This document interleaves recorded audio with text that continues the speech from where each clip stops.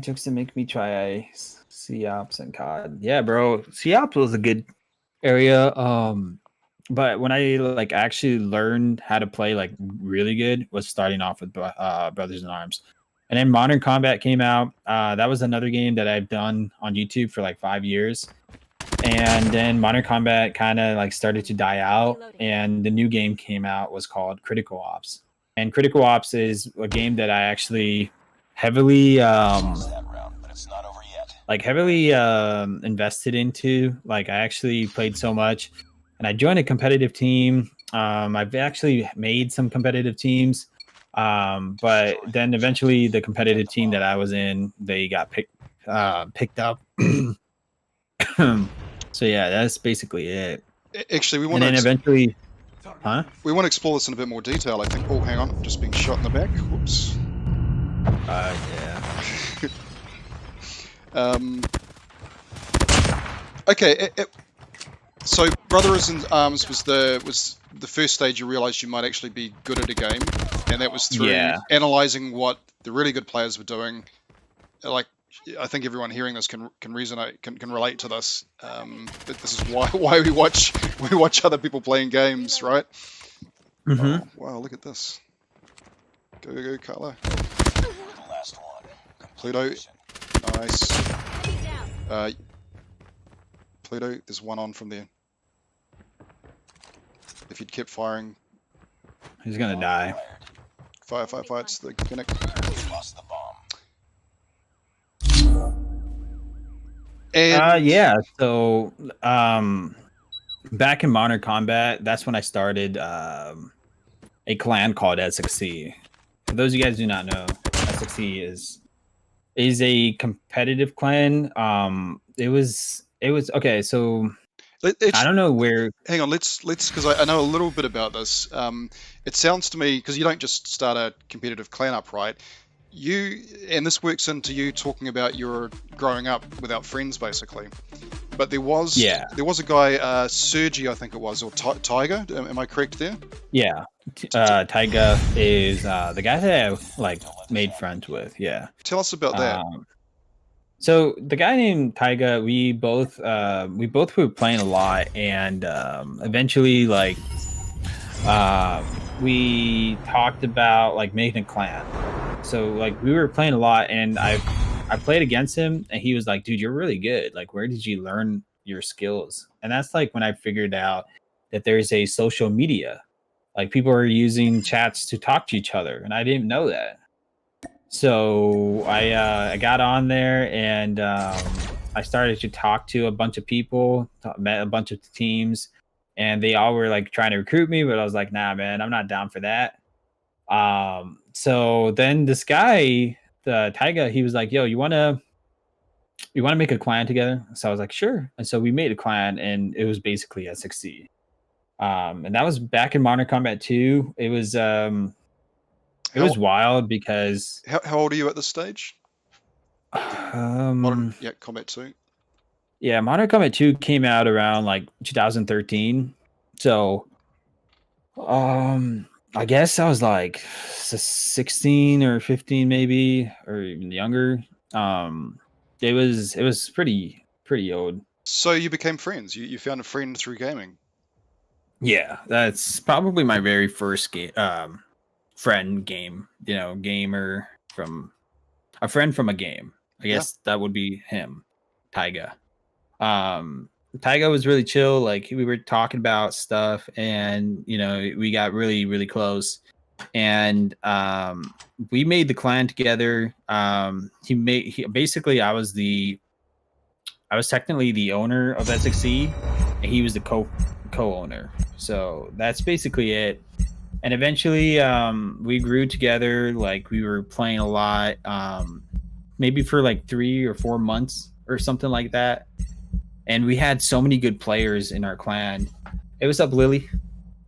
So yeah, we had a lot of people in our clan, and they were really good. And the teams were getting better and better. We were just growing so fast that we were picking up really good players, and we would have this thing called like clan battles.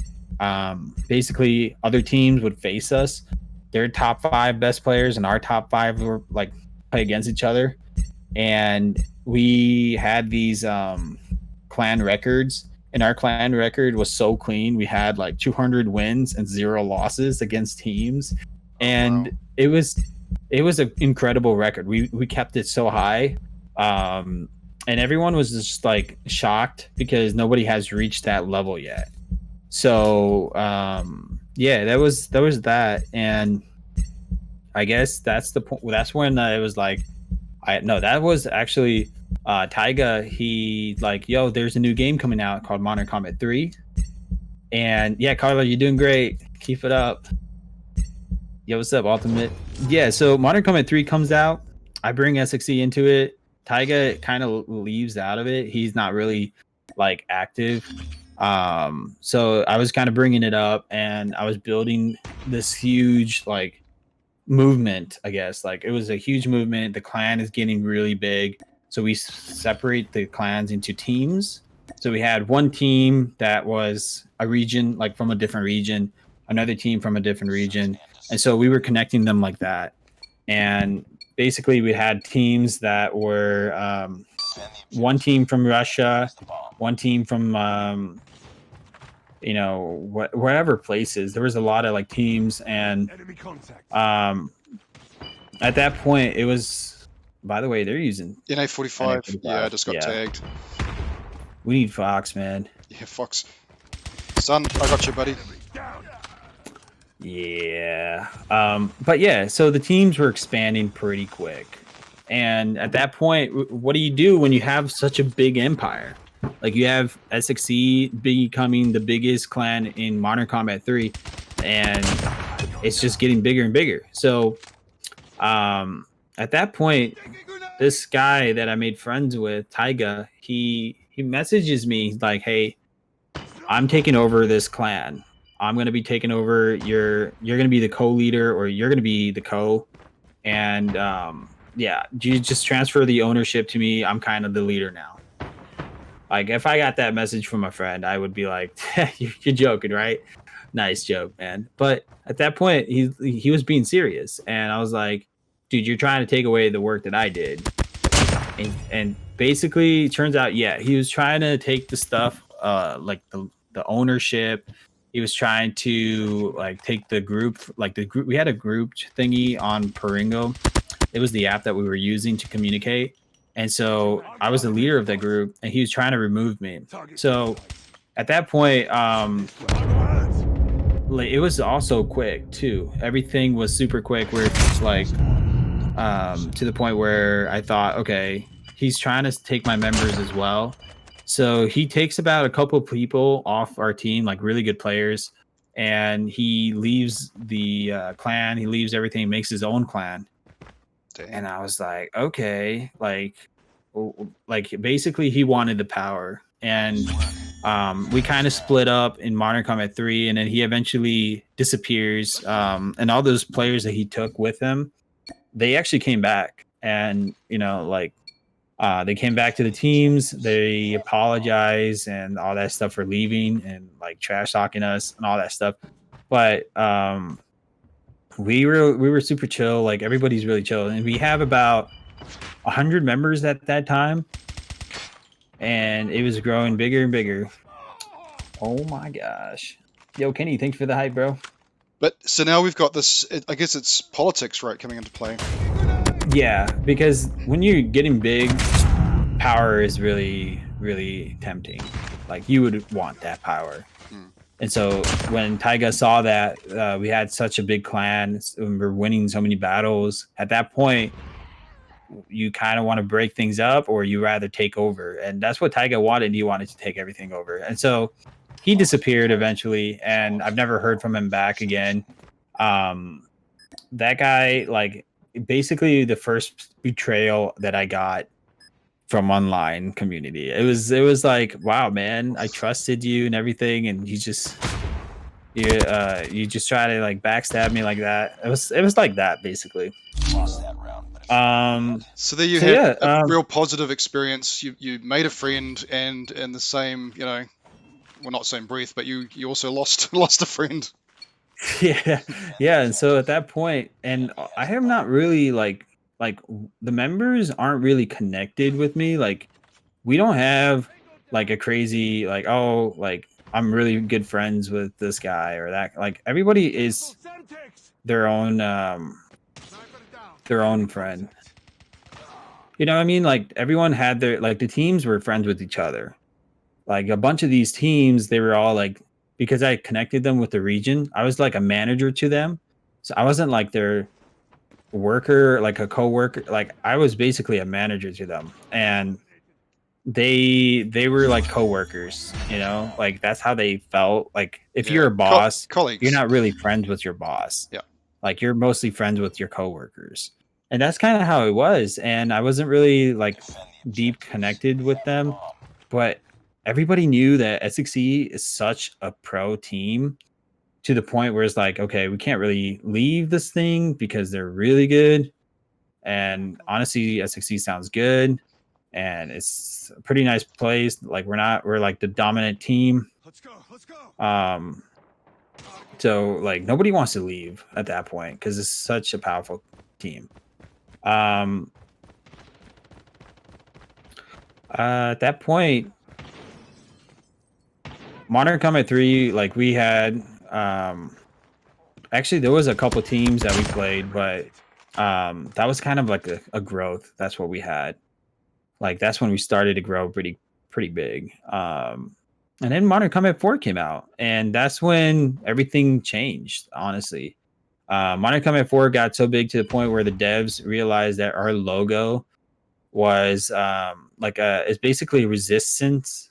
Like there is a hand, like a hand symbol that goes like up, like upwards. So basically it's like a resistance sign. And our logo was all over the platforms for Gameloft. So they were like, yo, this clan is so popular. And also a lot of people like in games started using the clan tag, like just random people that we don't know were using it. So they were like promoting us. And then the game just suddenly started adding our logo into their games, like the emblems. They added that. It was wild because, you know, that point we were like, yo, that's the biggest achievement we have ever had. And it's just being added, like they added our logo to the game. And then Modern Combat 4, as it was growing up, like it was getting bigger and bigger. The teams, our team SXE started to fall apart because the team was getting so big to the point where we had about like 400 members. Like we had so many pro players, and these players started to get a little cocky. It felt like at that point, like, okay, things are about to explode like a volcano, you know, like it's becoming so big, so powerful. It's beating every team out there to a point where it's like, you know what? Like we became the monopoly apparently at that point. And we were taking over every team and the teams were joining us. It was that big. And so it started to fall apart. The teams that we had, like the SXE started to build their own oh, he was underneath us. Yeah, so I was going to say below you with a Fennec. Yeah, it's all good. Yeah, so SXE started to fall apart because all the teams in our clans started to leave. They started to make their own brand. And that's when I realized, like, that's the point where I was like, okay, you know, like I wish I made friends instead of being like a manager or something, you know, like that type of thing. Yes. Because I'd rather be with friends and build like a clan with that than build an empire with no friends. Yes, exactly. And I think, I mean, the story that you've been telling, I think a lot of people can relate to this as well. A lot of us are in clans. Some people are really good at this game and they're in top clans and they do scrims and all of that, but they don't necessarily have a fun time. That's my experience of you know, having friends that are in clans, top clans, versus a fun one, you know, where you can just hang out and chill out and whatever. You can still rank and all of that, but it's a bit more fun. Yeah. So yeah, I think people can relate to that. Sorry, I've got myself Yeah, lost. no, it's totally okay. Yeah. People were using the clan tag in the PC version of MCBO5 back then too. Nice. Hey, what's up? Yo, Faisal's in the chat. How you doing, Faisal? Hey, Faisal. We're just talking about my history. Yo, Twist, thanks for the rose. Joke said, "Can I be your friend?" Of course, homie. Yo, Fox, how you doing, bro? I've been here. Just switch the iPad. Okay. Yeah, so we're just talking about like history and all that stuff for those of you guys that join in, like what really happened. So yeah, I did do a setups tour. But anyways, S6C falls apart. This is like a Roman Empire falling apart. You know, like Rome took over the world, and that's how S6C was for these games. Modern Combat 4, it took over. Like every team was joining us. We were like conquering everything. And then eventually it fell apart. All these teams, they started to branch out. And at that point, we were in Modern Combat 5, but that game was really boring. And I dipped. Like we all dipped. S6C, we started to move to what's it called? We started to move to Critical Ops, and we closed down S6C in Modern Combat series, and we stopped playing there. All the games, like we were just focusing only on Critical Ops at that point. He's gonna push. He's gonna be behind us. He's upstairs. Got him. Oh, there's another one. And I'm stuck again. Okay. Yeah, it was a great experience. I've learned a lot. After that fall of MC5, I guess that's when I realized, you know what, it's better to make friends than bad stuff.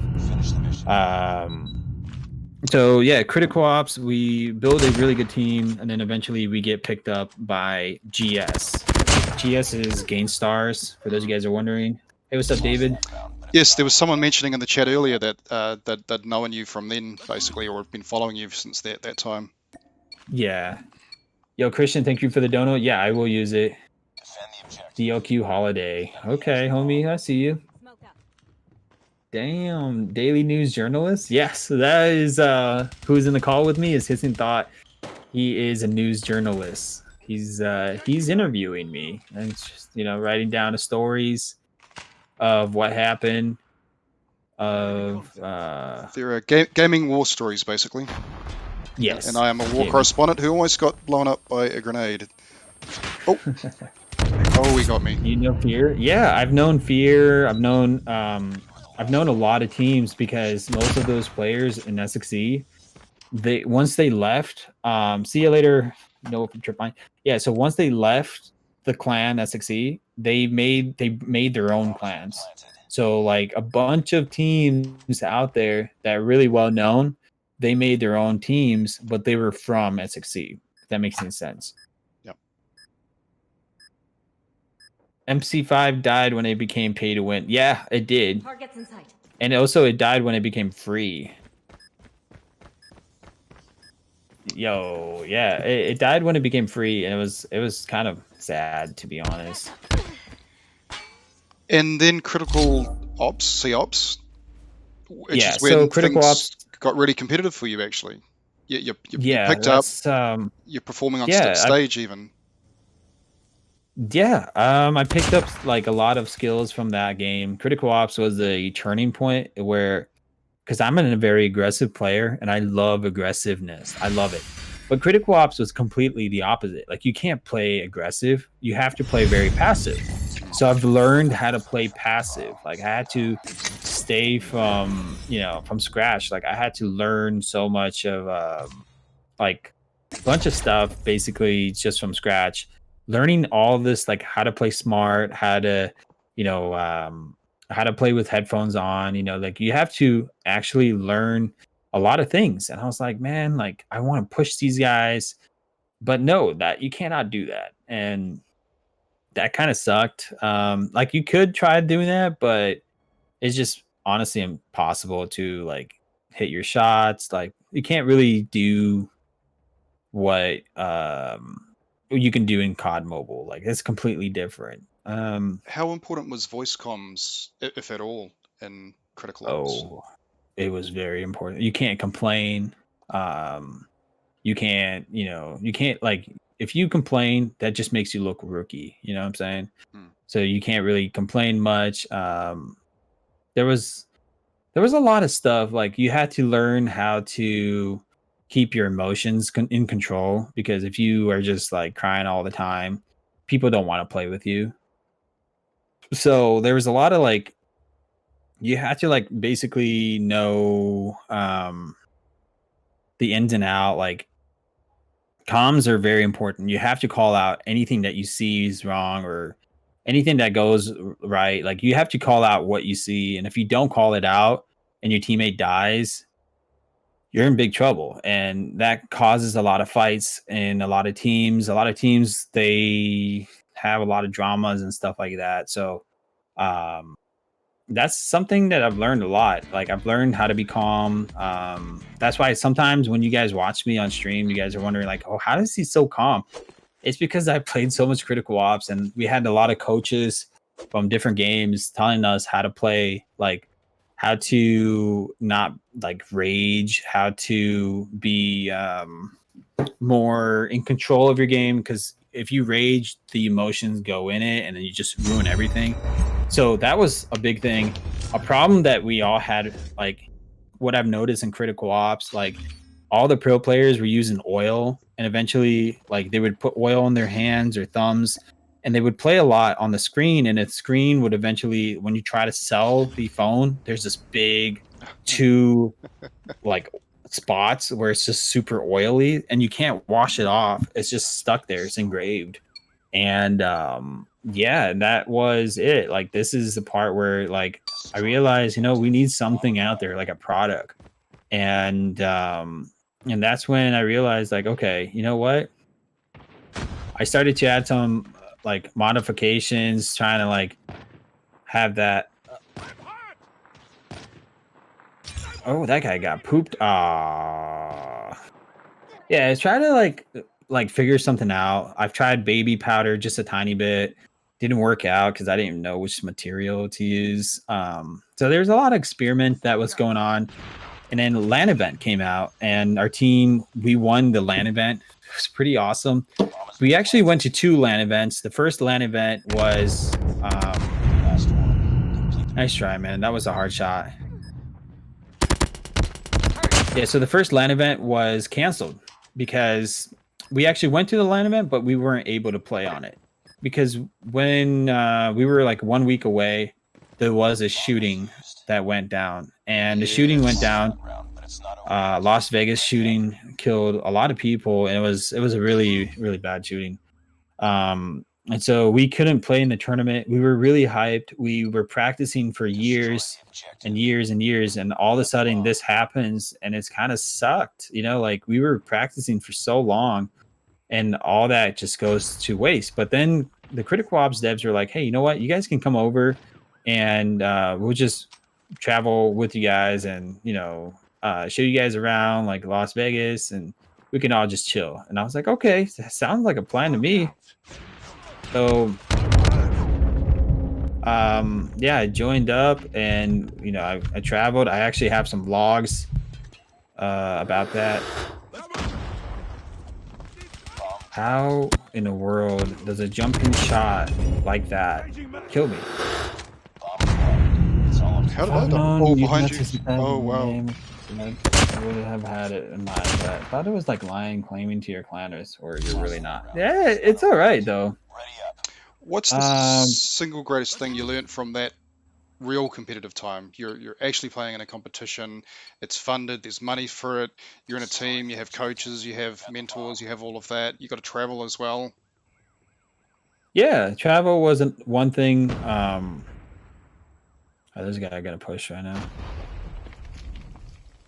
I mean, traveling was always a part of the thing that we all wanted. Like, we wanted to go to the LAN event and, perform and everything. just not happening. Like everything was against us. You know what I'm saying? That's you sniping, isn't it? That was that guy. Okay. If you trash talking, you said you still at 60 YouTube made it your own. What do you mean? Ultimate 50? Bruh. Ultimate 50. He said if I saw this, say bruh. Bruh. Bruh. Yes, you are popping off. I'm just chilling. Yeah, man, I'm chilling too, man. Actually, I'm not doing too bad. Following Carla, she has got the bomb. Okay. Oh my god. And then... Yeah. hang on, let me just throw this. Oh, damn it, that's too slow. Hey, see you later, Skittles. Last man standing. Finish it. The bomb has been planted. Well, I've seen a video that you did when you were quite down on critical ops, which was part of the reason I guess COD Mobile came along anyway. You'd been testing it out.